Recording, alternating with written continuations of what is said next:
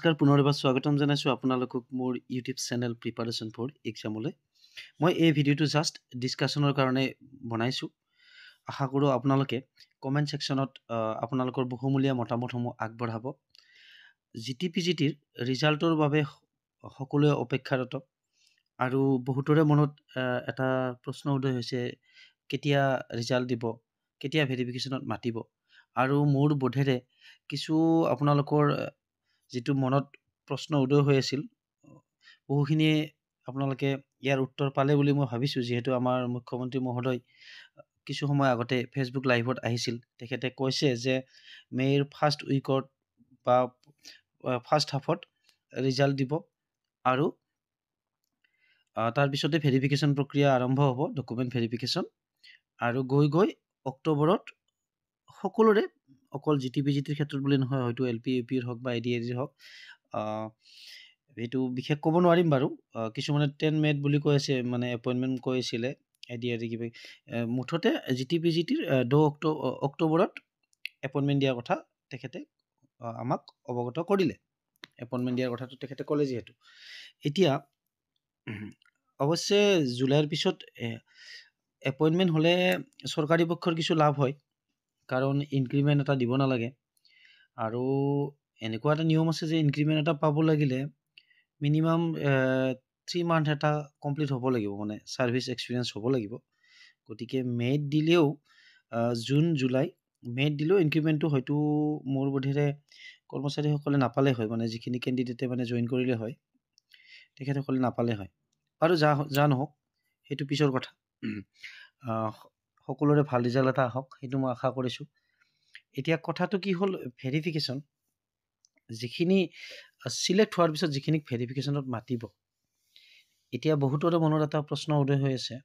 মই আপোনালোকে ভুল নুবুজিব, জাষ্ট ডিছকাশ্যনৰ কাৰণে ভিডিঅ'টো বনাইছোঁ।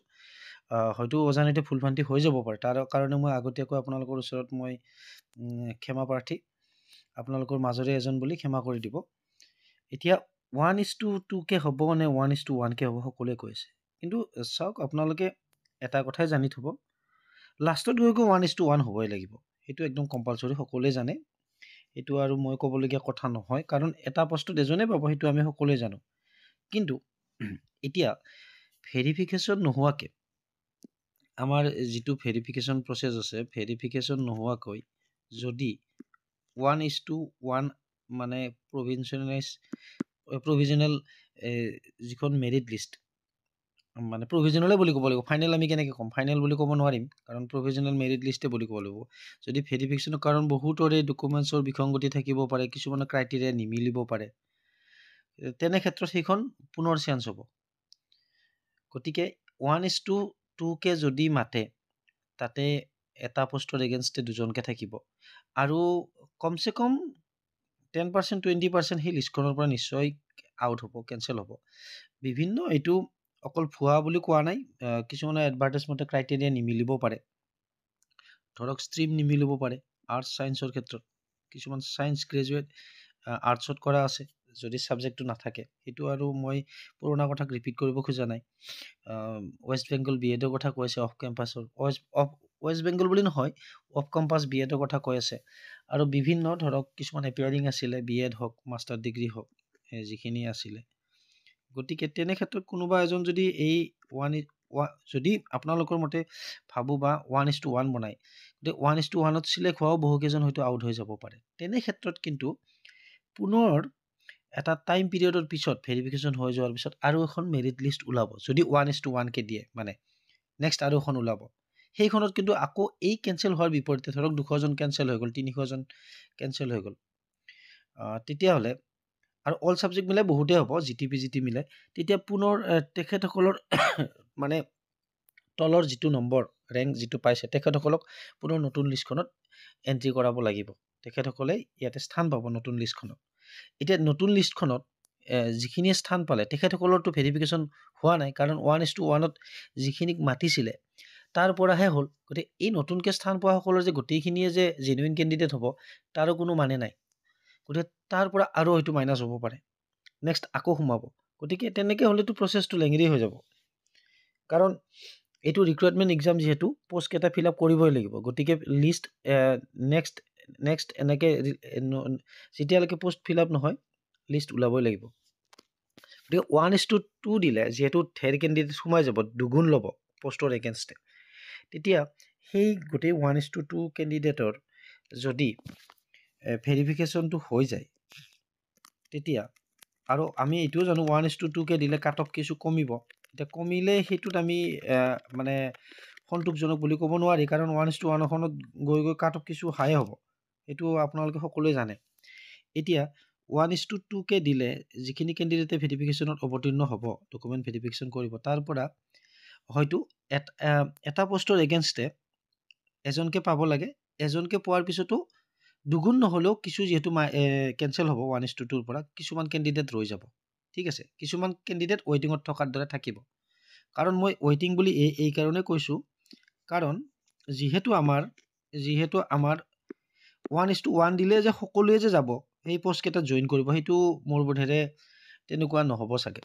কাৰণ এটা টাইম দিব, টাইমৰ ভিতৰত জইনিং নকৰিলে, যদি ৰিকুৱাৰমেণ্ট প্ৰচেছ সঁচাকৈ এইটো ফিল আপ কৰে, তেখেতে যদি মানে ৰিপৰ্ট নকৰে বা হেৰি নকৰে, তেতিয়াহ'লে নেক্সটজনে পাব লাগিব। কাৰণ বহুতে ভাবিব পাৰে চাকৰি এটা পোৱাৰ পিছত কিয় জইন নকৰিব, তেনেকুৱা কথা নহয়। ছেম পোষ্টত ছেম ৰেংকত কৰা বহু কেণ্ডিডেটে বিভিন্ন কাৰণত পৰীক্ষাত অৱতীৰ্ণ হৈছে। কিছুমানে একে ৰেংকত কৰি আছে, দূৰত কৰি আছে, ভাবিছে মানে বেছি দিনো হোৱা নাই, ইনক্ৰিমেণ্টটো বেছি লগা নাই, ভাবিছে তেখেতসকলে এই পোষ্টটো পালে আগৰ পোষ্টটো দিব, অকণমান দৰমহা কমিলেও তেনেকুৱা ধৰণৰ কিছুমানে একো নাভাবে, এইটো এটা একচেপ্ট কৰি লয়, তেখেতসকলে পুনৰ এইটোত জইন কৰিব। কিন্তু ধৰক তেখেতসকলে ডিষ্ট্ৰিক্ট চিলেকশ্যন বা হেৰিৰ ক্ষেত্ৰত যদি সঁচাই এটা দূৰত মানে কৰ্মস্থানত মানে তেখেতসকল নিযুক্তি পায়, তেখেতসকলে নিশ্চয় যোৱাৰ এটা মানসিকতা তেখেতসকলৰ গঢ়লৈ নুঠিব।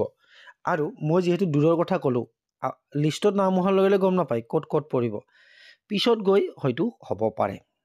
মোৰ বোধেৰে যদি চৰকাৰৰ মানে সদিচ্ছা থাকে, সঁচাই পোষ্টখিনি ফিল আপ কৰিম, যেতিয়া মানে প্লেচমেণ্ট দিলে, প্লেচমেণ্টত ধৰক 100-200জনে মানে জইন নকৰিলে, বিভিন্ন ক্ষেত্ৰত কোনোবাই গ্ৰেজুৱেট টিচাৰত কৰি আছে কিন্তু পষ্ট গ্ৰেজুৱেট টিচাৰত পালে, কিন্তু বহুত দূৰত পালে, কোনোবাই শিলচৰত পালে গুৱাহাটীৰ পৰা, কোনোবাই পালে ধৰক ধুবুৰীত পালে লখিমপুৰৰ পৰা, বিভিন্ন ধৰণক তেখেতসকলে যাব নোখোজে।